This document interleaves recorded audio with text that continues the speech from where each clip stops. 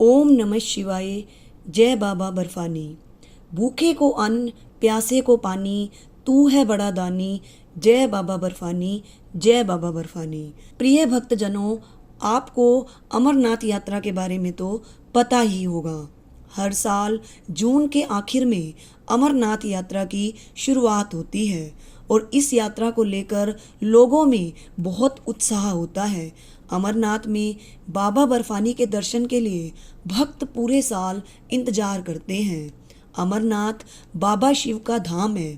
कहा जाता है कि इस धाम में साक्षात शिव विराजमान है। यहाँ की पावन गुफा में हर साल बर्फीली बूंदों से शिवलिंग तैयार होता है और इस शिवलिंग का दर्शन करने के लिए दूर दूर से लोग अमरनाथ पहुँचते हैं। कहा जाता है कि इसी गुफा में शिवजी ने माता पार्वती को अमर होने का रहस्य बताया था।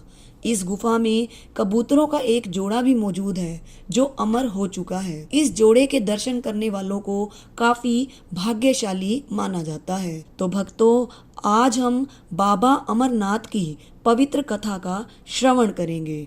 भक्तों, अमरनाथ की महिमा को पढ़ने और सुनने मात्र से आपको अमरनाथ तीर्थ यात्रा के बराबर फल मिलता है। कथा आरंभ करने से पहले मैं आपसे प्रार्थना करती हूँ कि आप कथा को पूरा सुने, आधी अधूरी कथा को ना सुने, ताकि आप भी तीर्थ यात्रा का फल पा सके। और इसी तरह की कथा और कहानियाँ सुनने के लिए आप हमारे चैनल को सब्सक्राइब करें और वीडियो को लाइक और शेयर भी जरूर करें। तो चलिए बिना देरी किए पवित्र अमरनाथ की कथा आरंभ करते हैं। आप पूरी श्रद्धा और भक्ति के साथ कथा को पूरा सुनिए। तो बोलिए बाबा अमरनाथ बर्फानी की जय। भक्तों, अमरनाथ की इस पवित्र गुफा में भगवान शंकर ने भगवती पार्वती को मोक्ष का मार्ग दिखाया था, इसलिए इस स्थान का नाम अमरनाथ पड़ा। यह कथा भगवती पार्वती और भगवान शंकर के बीच हुआ एक संवाद है। पौराणिक कथा के अनुसार एक बार माता पार्वती ने भगवान शिव के गले में मुंडमाला को देखकर उनसे प्रश्न किया कि हे प्रभु, ये मुंडमाला किसके हैं और आप इन्हें क्यों धारण करते हैं। इसका जवाब देते हुए शिवजी ने कहा कि ये सारे मुंड तुम्हारे ही हैं। जितनी बार तुम जन्म लेती हो और मृत्यु को प्राप्त होती हो, उतनी बार माला में एक मुंड बढ़ जाता है। शिवजी जी से इस प्रश्न का उत्तर सुनकर माता पार्वती बोली कि प्रभु, सिर्फ मैं ही क्यों मृत्यु को प्राप्त होती हूँ, आप क्यों नहीं। तो शिवजी ने कहा कि मैं अमर हूँ। पार्वती बोली, आप अमर हैं तो मैं अमर क्यों नहीं हूँ। माता पार्वती के इन प्रश्नों को सुनकर पहले तो शिवजी जी ने बात टालने की कोशिश की, लेकिन माता के बार बार जिद करने पर उन्होंने एकांत तलाशते हुए एक गुफा में माता को अमर होने का रहस्य बताया। जब प्रभु ये रहस्य बता रहे थे तो माता पार्वती बीच में ही सो गई और जब कथा समाप्त हुई तो भगवान शिव का ध्यान माता पार्वती पर गया तो उन्होंने माता पार्वती को सोता हुआ पाया और देखा कि वहाँ एक सफ़ेद कबूतर का जोड़ा है जिसने इस कथा को सुन लिया है।